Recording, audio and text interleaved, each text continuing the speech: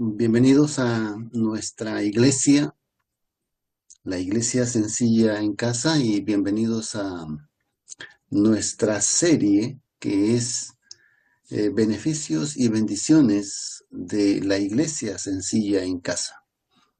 Estamos contentos de continuar con nuestras presentaciones, con nuestra transmisión. Y para el día de hoy vamos a reflexionar acerca del tema que en la iglesia sencilla en casa se vive una comunidad genuina en la vida del creyente. La iglesia se trata de relaciones reales, no de anonimato.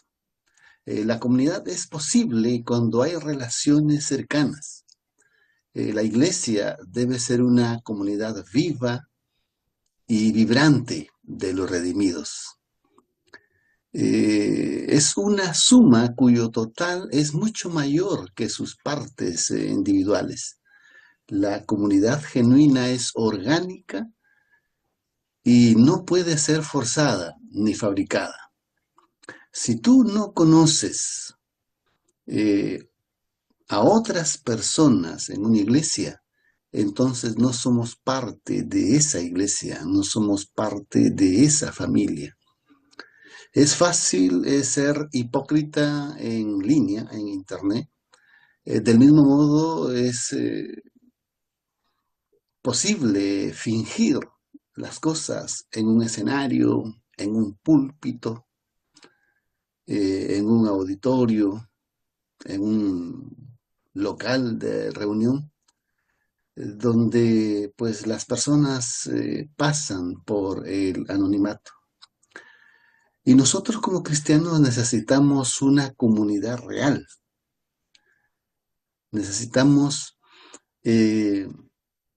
a otros semejantes que nos podamos relacionar y que podamos encontrar en ellos alguien con el cual podamos empatizar. En Santiago 5:16, por ejemplo, dice: confesaos vuestras faltas unos a otros y rogad los unos por los otros, para que seáis sanos. La oración ferviente y eficaz del justo puede mucho. Entonces, cuando nosotros vivimos en la comunidad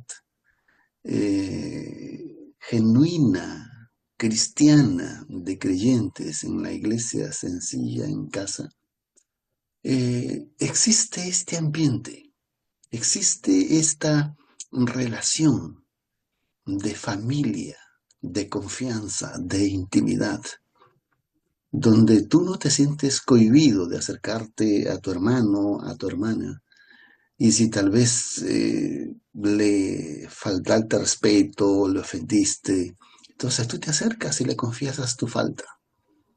Le pides que te perdone y juntos hacen una oración de reconciliación y la vida se restablece. Puedes acercarte también por otros temas para abordar pues preguntas específicas, cuestiones difíciles. Puedes acercarte con toda confianza para pedir un consejo, una orientación de sabiduría, o sencillamente si necesitas que alguien te respalde espiritualmente en una oración. Tú lo puedes hacer y eso solamente ocurre en una comunidad genuina de creyentes, en una comunidad donde el círculo es pequeño, donde pues tú eres conocido allí y tú los conoces a ellos. Entonces, la iglesia sencilla en casa hace posible esta comunidad cristiana de creyentes. Los primeros creyentes, los primeros cristianos del libro de los Hechos, ellos nos sugiere la Biblia que vivían juntos, en una misma casa, en un mismo lugar. Si leemos, por ejemplo, Hechos 2:42, dice: y perseveraban en la doctrina de los apóstoles y en la comunión y en el partimiento del pan y en las oraciones. O sea, es probable que ellos hubieran vivido juntos, porque no solamente este pensamiento o esta idea la encontramos en el libro de los Hechos, sino también en Romanos. Por ejemplo, en Romanos 16, 14 al 15, se menciona allí dos comunidades de iglesias sencillas en casa allá en Roma, donde menciona inclusive no solamente la cantidad, sino los nombres de las personas, que nos sugiere la idea de que ellos vivían juntos. Por ejemplo, dice así: saludad a Asíncrito, a Flegonte, a Hermas, a Patrobas, a Hermes y a los hermanos que están con ellos, es decir, los hermanos que vivían en esa iglesia en casa. Versículo 15. Saluda a Filólogo, a Julia, a Nereo y a su hermana, y a Olimpas, y a todos los santos que están en ellos. Entonces aquí vemos dos pequeñas comunidades que nos sugiere lo que sugiere Hechos 2, que estos hermanos vivían juntos, era una familia, era una comunidad. Si bien es cierto, nosotros vivimos en un contexto donde la situación ha cambiado, pero ese es el deseo, el ideal del Señor. Si esto no se puede dar, entonces por lo menos podemos nosotros reunirnos, quién sabe, una vez a la semana, si las circunstancias lo permiten, 2 veces o 3 veces a la semana, y reunirse en la casa de un creyente, donde está establecida ahí esa pequeña iglesia en casa. Y se puede rescatar esta vivencia de la iglesia del primer siglo. En la iglesia en casa, donde los creyentes se conocen, pueden ayudarse el uno al otro, donde pueden satisfacer las necesidades materiales, donde se puede más fácilmente ayudar a los pobres o al desamparado o al que quedó por circunstancia en una emergencia. El modelo de iglesia en casa es una mayordomía sabia.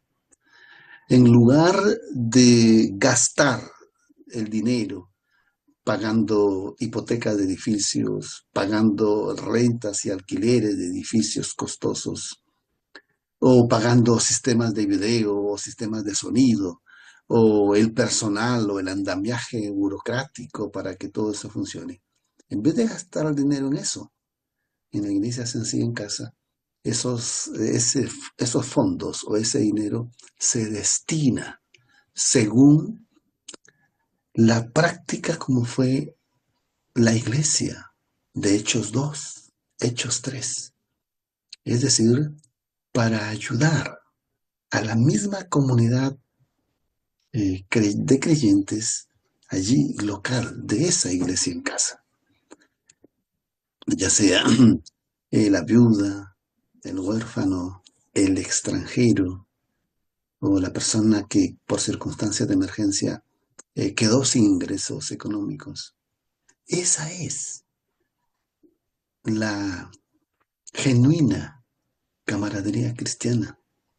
Es así que lo encontramos en el libro de los Hechos. De manera que estos fondos se destinan para edificar, para cuidar el cuerpo de Cristo, que de otra manera no sería posible. En una iglesia tradicional o denominacional o institucional u organizacional, no existe eso. Tú pasas desapercibido, tú pasas por el anonimato o simplemente eres un número en la estadística. Si tú te estás muriendo, si no tienes trabajo, estás con hambre, nadie se entera de eso ni tampoco le interesa. En cambio, en la iglesia sencilla en casa, tú eres parte de esa familia. Todo el mundo está pendiente de ti. Todo el mundo se interesa por ti. Tú existes para ellos. Ellos existen para ti. Y vives en una comunidad genuina donde es posible estas relaciones cercanas. Que el Señor te bendiga, que el Señor te ayude. Y te espero la próxima transmisión, donde continuaremos estudiando más lecciones acerca de la iglesia sencilla en casa. Que Dios te bendiga. Antes de irte, queremos decirte que el propósito de Dios para este ministerio es apoyarte en tu crecimiento espiritual, el conocimiento de las Escrituras y en el conocimiento de la voluntad del Señor. Y también queremos pedirte que tú nos puedes apoyar. Tú nos apoyas cuando te suscribes a nuestro canal e invitas a otros también a suscribirse. Tú nos apoyas cuando ves un video, cuando le das un me gusta o un like, o cada vez que compartes este video o cada vez que dejas un comentario. Es la manera en que nos puedes apoyar para que nosotros podamos llegar a más personas y nuestra comunidad siga creciendo. Que el Señor te bendiga y que el Señor te ayude. Y estas son nuestras vías de contacto para poder ser ese apoyo personal y directo. Que Dios te bendiga.